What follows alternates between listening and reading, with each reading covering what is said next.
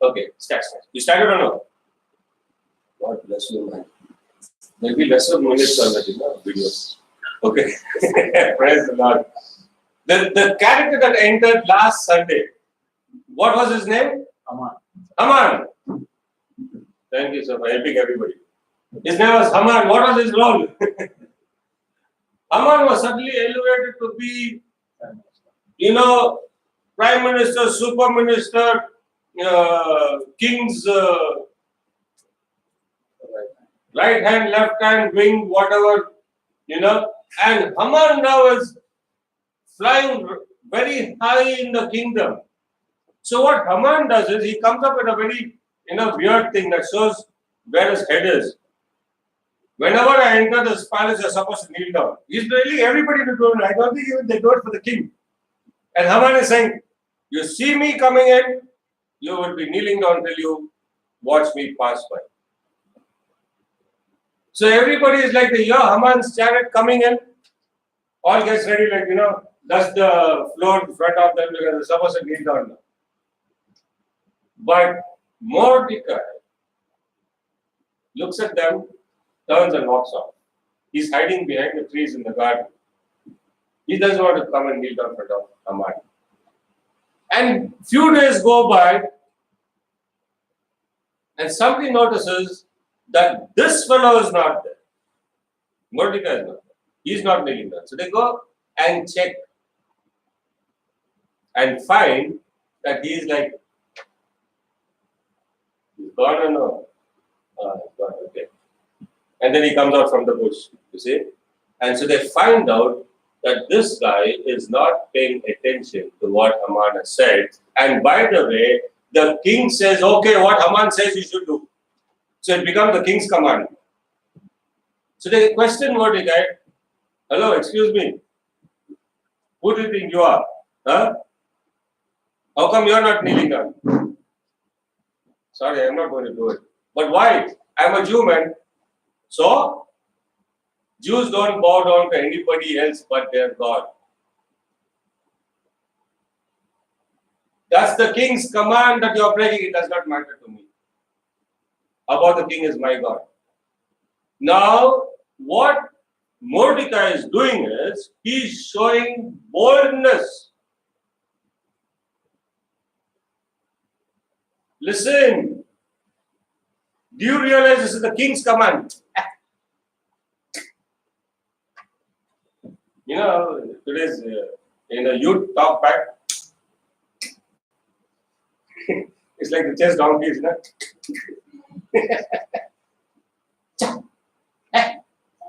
King's command. Does not work on me.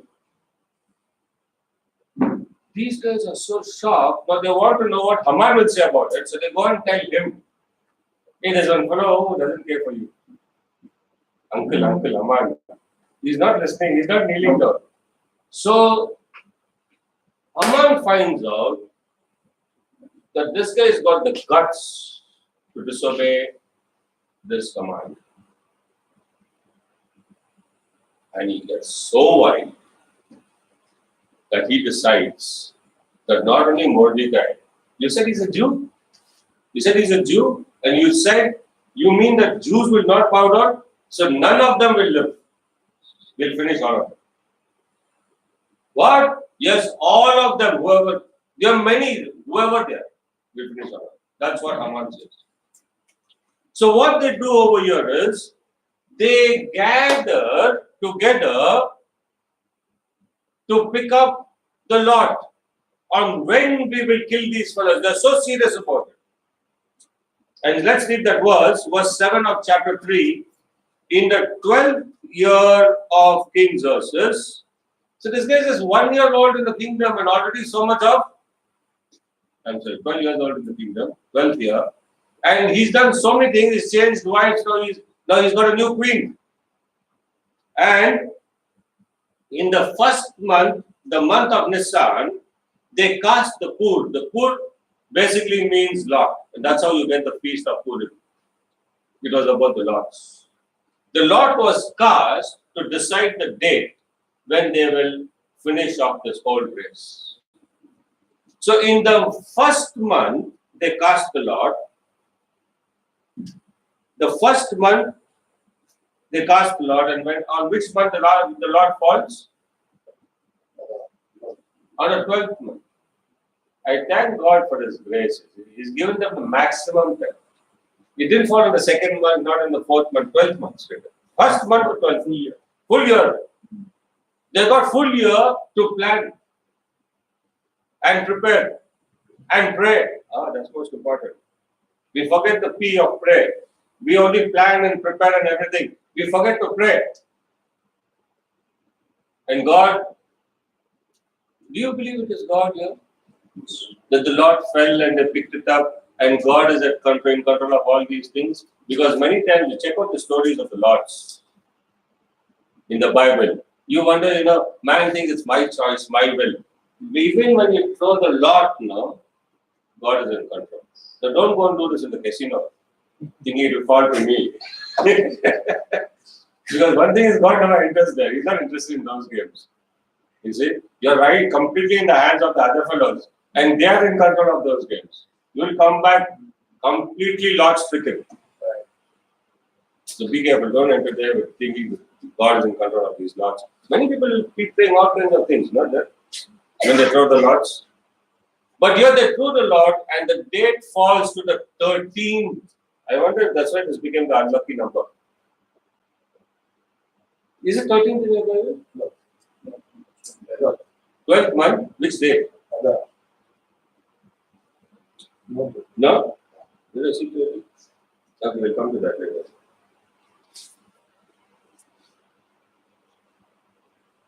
The 12th month, the month of Adar. Okay. And so, they were ready for this. In December, we are going to finish them off. Verse 12. Then on the 13th day of the first month, the royal secretaries were summoned. They wrote out in the script of each province and the language of each people all Haman's orders, and so I believe it was written also in Sanskrit, because this note comes to India. Okay, and so they not only write it, they send it off with great urgency. Verse 13. Dispatches were sent by couriers to all the king's provinces with the order to destroy, kill, and annihilate all the Jews, young and old, women and little children, on a single day, the 13th day of the 12th month, the month of Adar. So it was the 13th of the 12th month that they are going to finish off all the Jews. And this note has been sent with great urgency to all the province, stretching from India to Ethiopia. And you can imagine the kind of sorrow and the sadness that came upon all these people, all the Jews, when they got this note. And you can imagine the excitement that came on their neighbors. Because the biggest challenge is to love your neighbor. Imagine the neighbor, at last he's going to be finished, and I will finish him first. It's a dual kind of an emotion that's happening. Somebody is jumping for joy, and somebody is crying, what? 13th, we have only 10, 11 months left to live. And this is the king's command. Now, Haman says, these people, you go and read the Bible, I'm just giving you the story. These people are such people, how he markets to the king, how he does the king. They don't care for your customs, they only are bothered about their customs.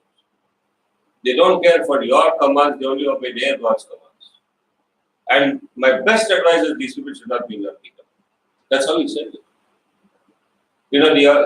Last evening I was talking to Jesse and we had a lengthy conversation on what's happening in the world today, the mood of the world today. Nobody cares for the Christians. Do you realize this? They're not bothered about the Christians. I hear words like, Islamophobia and all those kind of things. But is anybody talking about the Christians and the persecution of the Christians? Anybody is bothered about it? In fact, they go to the extent of saying the Sri Lanka bombing was because of the Christians' fault. Did you hear this? This is not happening. It's because of the Christians' fault they were born. And it's okay. They are making the mistakes, no? Do you call this humanism, humanitarian grounds? What are the, it's all hypocrisy that's happening today in the world. And the question that we were going on asking is, how come the world is going against the Bible or against the Christians or the Christian, people or Christianity? How come? Because this kind of lies is being spoken. You want to see the lies? Read it. It's there. You know what's the lies that is being spoken? Then Haman said, that's verse 8, sorry. Verse 8 of the same chapter. Then Haman said to King Xerxes, there is a certain people dispersed and scattered among the peoples in all the provinces of your kingdom, whose customs are different from those of all other people, and who do not obey the king's law. It is not in the king's best interest to tolerate them. Is this the truth? This is lies. They are reporting to authorities a lie. That these people are not interested in keeping your law. In fact, I think it's the Christians who are more interested in keeping the law than anybody else. I believe so. We believe it. At least this is what we need to teach. This is what we need to put into the people who go to church. I tell you, we are supposed to abide by the law more than anybody else. When you see a red light, stop your vehicle. Don't try to just zoom across. It's commanded and government. It's commanded and government. Yes. Obey the authorities. Obey the authorities. You see, we are here to keep the law, but it is reported wrongly. Everybody keeps the custom, so what's wrong if we keep our custom? Why you don't point out about their custom? They have their custom, they have their right, they celebrate their festival, so what's wrong if we do it for us? But it is reported wrongly, and this man says, I am going to put money behind it also. You know how he's saying it? If it pleases the king, let a decree be issued to destroy them. I will put 10,000 talents of silver into the royal treasury for the men who carry out this business. I am willing to pay for the fellows who will go and do this. 10,000, I will invest the money, but see that it is done so that people will fear you. And the king gets so carried away that he removes his signet ring. Do what purpose necessary do. And keep the money also. Don't worry. Whatever the expenses, I will pay. That's what the king can command. And that's how they send this notice all over the world. Now, when this notice is sent, or this command is sent that these people have got only this limited time by the 12th month, the 13th date, they're going to be finished completely. Nobody's supposed to be alive. No women, no children also. Everybody is going to be finished. Dead.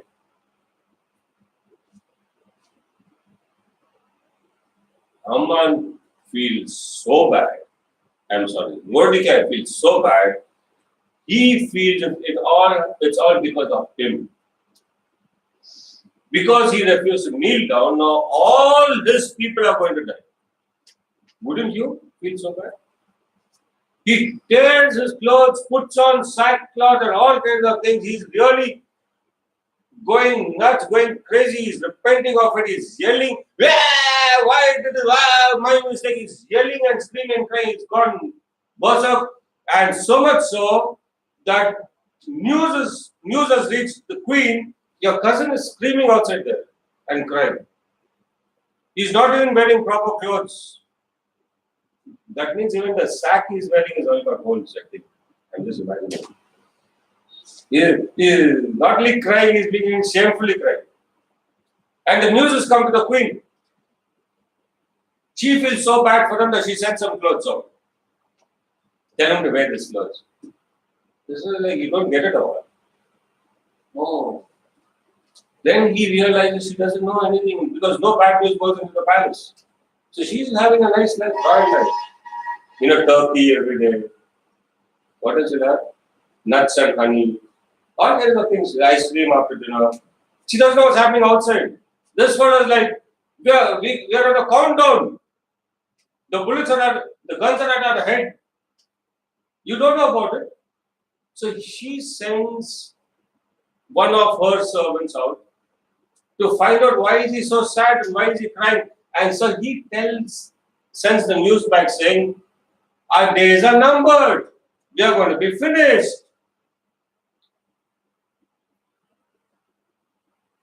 Do something about it. What can I do? I myself stuck over here, what she replies back. I cannot do anything. Hey, you can talk to the king, no, talk to the king, no, he's the one who will change it. No, but I cannot even go into his presence. This is not happening. Read your Bible. I cannot even go into his presence if he doesn't call me. He's that kind of a person. This is the kind of rules that happen over here. And so Mordecai tells us something very important. You've been chosen for such a time as this. Esther chapter 4. Esther chapter 4 verse 12.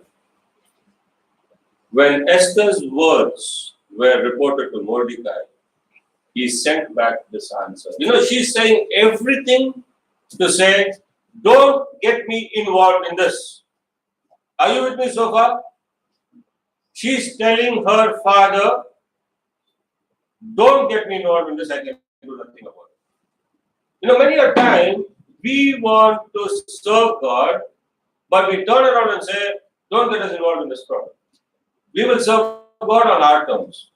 God has opened doors somewhere else. We do not want to see that direction. Don't get me involved. She's not understanding anything. And that's how the story unfolds basically till now. She's not understanding anything. She's only going by the flow. You see yourself many times that way. You don't understand much. You don't know what's happening around you. But there are people who are speaking into your life. Just listen to them. And so he tells her, verse 13, he sent back this answer. Do you think that because you are in the king's house, you alone of all the Jews will escape? The first question is, you think you'll escape this? Excuse me. You think you'll escape this? Even your neck is on the line. You think you'll escape this? Because there's a king's edict already. Second thing, for if you remain silent at this time, relief and deliverance for the Jews will arise from another place. And I say amen to this. I mean, listen to this, what he's saying. This is Mordecai and this is kingdom talk. Mordecai is saying, you get the first opportunity to do something. Are you listening to me? You get the first opportunity to do something. But if you drop the ball, God will raise up something else. I mean, that's an instruction for the church. The church is like, we bask in God's love, forget about the rest. Yes, you bask in God's love, but you got to learn how to operate the love also. There's action in love also. And you think you got a choice? Okay, God will raise up somebody. But the Jews will be saved. That's his faith. He's not banking on Esther, he's banking on God. The Jews will be saved. Are you wanting to say amen? That's a good place to say amen. Deliverance for the Jews will arise from another place, but you and your father's family will perish.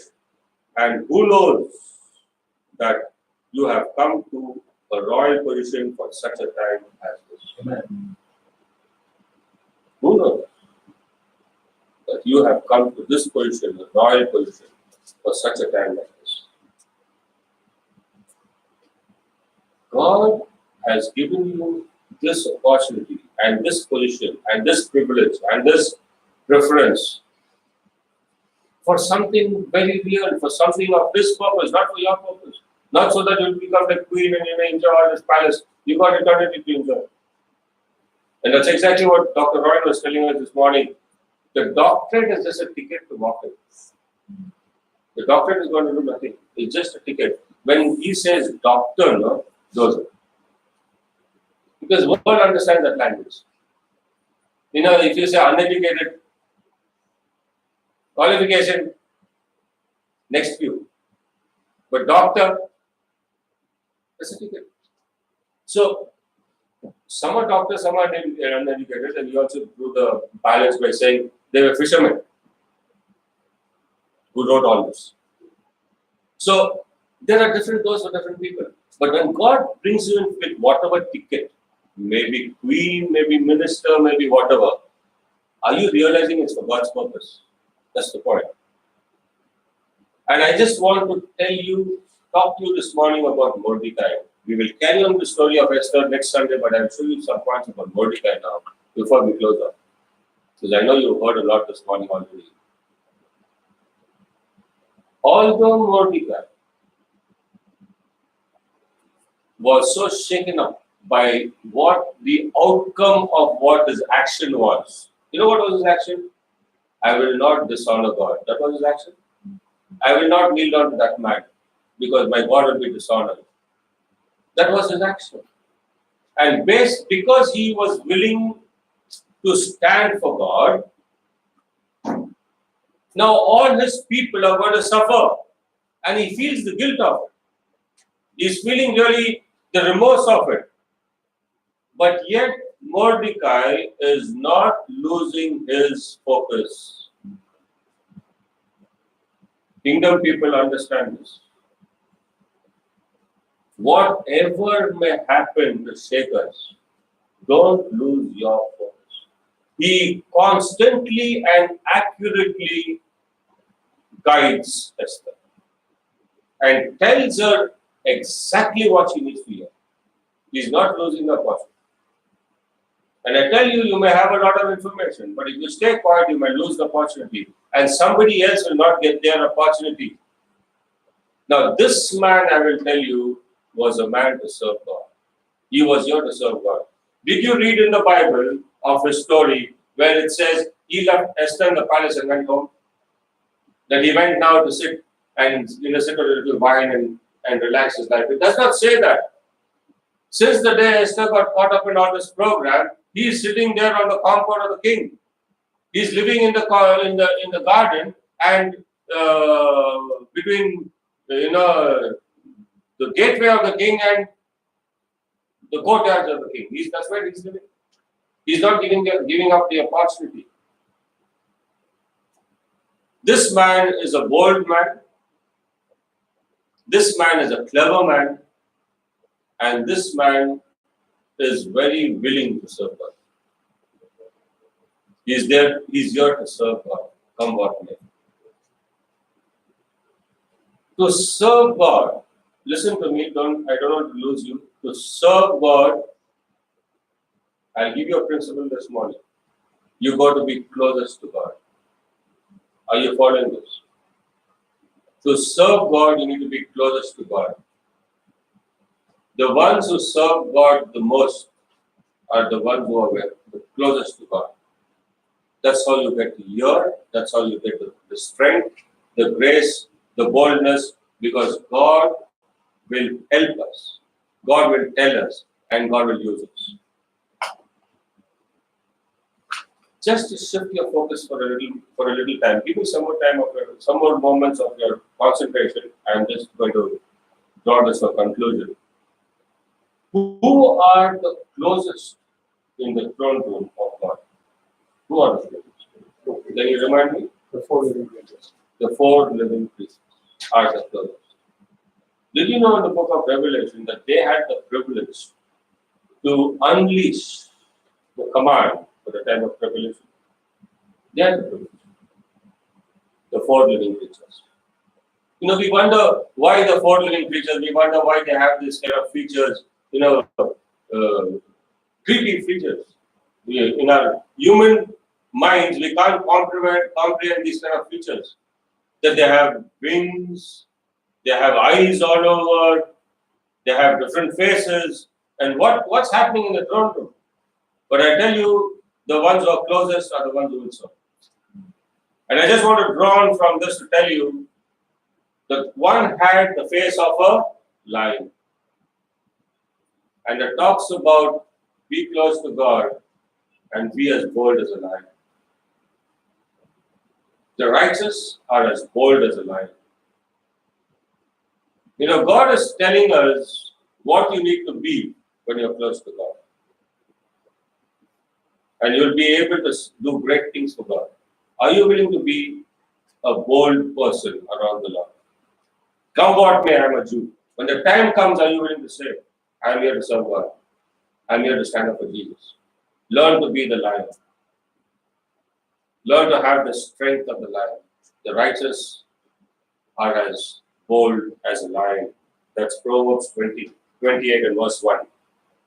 The other face was the face of a bull. Jesus said, take my yoke. This is the time in the gospel when he said, take my yoke. Only a bull is put under your yoke. And he came to serve as a bull. You know, a bull is never complaining. When you go to the stall to pull out a bull to work in the field, the bull is never complaining. It's always ready to take the yoke. Are you willing at any time to give all your strength? We sing the song, with all I have, Lord, I will serve you. That's a bull. Are you willing to do it? And Jesus says, my yoke is easy. He's not even telling you to do all the job. Just take the part that I give you. He's there with us. But are we willing to take on that face of the bull? Because when you're closest to the Lord, He's looking at these kind of characters in us. The third person we see over there has the face of an eagle. When challenging times come, the eagle takes off on wings, and they shall soar on the wings of an eagle. When challenging time comes, are you going to learn how to be like an eagle? When you soar, that means you're going higher and higher in prayer, in watching the situation, in understanding what is happening down, and soaring and going closer and closer to God. Because you need to know that there is a time to pray also. You need to learn to pray. You need to go on the wings of an eagle and just be out there alone with the Lord. And He will show you, and the eyes of the eagle is seeing what's happening. He will teach you how to use your eyes, how to see the situations and pray accordingly. And that's another character that's so important of being close to the throne to serve God. The fourth is the man. The man is the master of them all. But the man has got emotions, and the man has got a will, a choice. Felix said this morning. Among the coins and the sheep, the man has got a will. And only man can say, I am willing now and I am not willing now. But the man that was closest to the throne was the man who had the opportunity to serve God. Because Mordecai was a man, he cried, he put on sackcloth, he felt remorse, he felt guilty or whatever, but still he is the master. And it's through him, through the man, God is going to work. Are you going to be that kind of a man? Giving yourself completely, like bold as a lion, like willing to serve as a bull, like willing to stay on a higher plane like an eagle. And being the master as a man to serve God.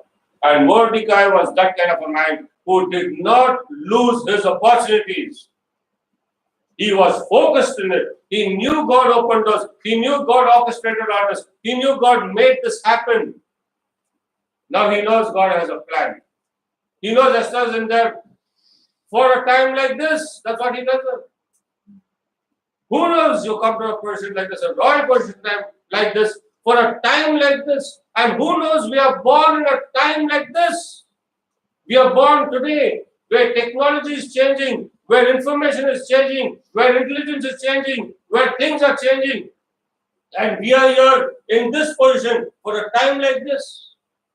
But are we willing to stay close to the throne? Are we willing to have these kind of characteristics to serve God? Be bold when you have to be bold. Serve Him, without questioning when you have to serve Him. Soar high for the sake of the rest. to pray for them, to guide them, to be an example for them, and to be the master.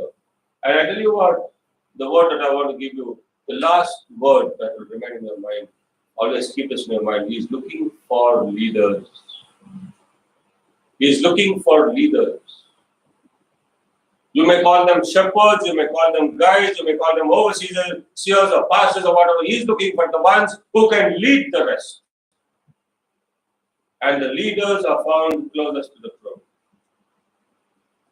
If there's a crowd without a leader, the crowd will be dispersed. But if there's one leader, many things can happen. The whole strength of the crowd can be harnessed. He's looking for leaders. And the leaders need to have these qualities. You can only gain these qualities if you're willing to stay close to it. Give it up. Tell him, I commit to you, Lord. Teach me to come in. Help me to come close to you, to stay close to you. Help me to learn. Because these four creatures had eyes all over. They were all well informed. They were all intelligent. They had answers for every situation. They had eyes all over. There was no surprises to them. That's what the church is supposed to be. In any situation, we should have eyes all over. We should have all the information. We should be the library. We should be the scripture. We should be the Bible. We should live the Bible. Because solutions are found with the ones who have the scripture. He is the Word. And the Word became this Word. He spoke it into being, and then He became flesh and came into this world. He has given us this Word. Will we be ready to become that leader for Him? Mordecai is unnecessarily over. We need Mordecais. Mordecai just stood around, but he gave the right instructions.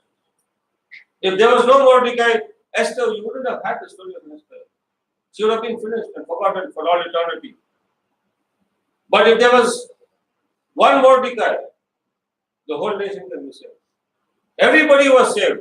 In fact, there was such a big turnaround. The whole world got to know the God of Esther. And again, reminding us of Habakkuk. We studied the book of Habakkuk. What was that verse that I want to speak of? What was the verse? You remember? And the Spirit of God will fill the waters cover the sea. This earth as the waters cover the sea. There's not a place where the water is not covering the sea. You go into the sea, Oswald will tell us he's been into the sea, that's his job. Is there any place in the sea where water doesn't get in? Every place is wet. Filled with the water. The ocean fills it up. The Spirit of God is going to be like this in this world, in this time, in our time. What more you want? And so I just want to challenge you this morning. Be ready to be the Esther. Be ready to be the Mordecai. It's not going to be easy. But are you willing to be ready to stand up for God? Esther knew nothing. But now she will begin to learn. Because when Mordecai tells her, hey, listen, even you're not going to be spared. You think you're going to be spared? Nowhere. Secondly, you're there for a purpose. The answer she gives. Okay, I'll fast and pray. Even I'll fast and pray. My goodness. How did that come in? Mordecai doesn't say this to her. Come and fast and pray. She says it. You fast and pray. Tell everybody to fast and pray. Even I will fast and pray. You know how this comes in? Because she was brought up in that manner. Because along the way, Mordecai taught her the power of fasting and prayer. Mordecai was the eagle in her life. Mordecai taught her how to get onto the higher planes. My child, when there are challenges, remember, first pray. And when you fast and pray, you can focus on the Lord and the Lord listens to you. He sees, He appreciates your sacrifice. And she remembers that instantly. She says, if anything that can change this man's heart, that's Jesus' heart, it will be my fasting and prayer. Wow. And when I read that, I see that suddenly her kingdom sense gets switched on. Suddenly she realizes all her training of her upbringing suddenly comes up alive, and she realizes how the method, this is the method to serve God. It always starts with fasting. It never starts with jumping and dancing and getting excited about I will do this and do that. Everybody wants to do many things. Good, do it. But first start with fasting and prayer. Because God will put you on that track. And He will open doors that you've never seen before. You do not know your challenges, you do not know the hurdles. That's why He says first fast and pray. It will open doors. It will break down barriers. It will break down strongholds. It will give you opportunities. It will give you the peace. It will make you strong. It will make you fierce. It will give you the right words. You'll be able to speak to the right people. They will obey you. They will listen to you. They will love you. They'll call you back because you have fasted and prayed for it. Because God is saying, do you have a desire to do this job? Are you willing to sacrifice for it? He's saying, what is the intensity of desire you have to do this job? Are you willing to fast? And this is the training her cousin gave her, Mordecai, her parent. And she suddenly remembers that. Okay. Let's fast. And the story goes. We'll come back next Sunday. We'll see how the story goes. Very exciting story. When you fast and pray, what happens? How we get the victory? Because get ready. God is giving us the word. Are you ready for this? Don't fear anything. Don't you ever think anybody can take this world away. Jesus paid for it. Do you believe it? When my daddy paid for it, who's going to steal it out of his hands? But I need to stand up and claim it and do something about it. So I'm telling you this morning, get ready for this. Get ready for this day, for this time, and start with fasting and prayer. In whichever situation and wherever you are, God will use you. Shall we stand up?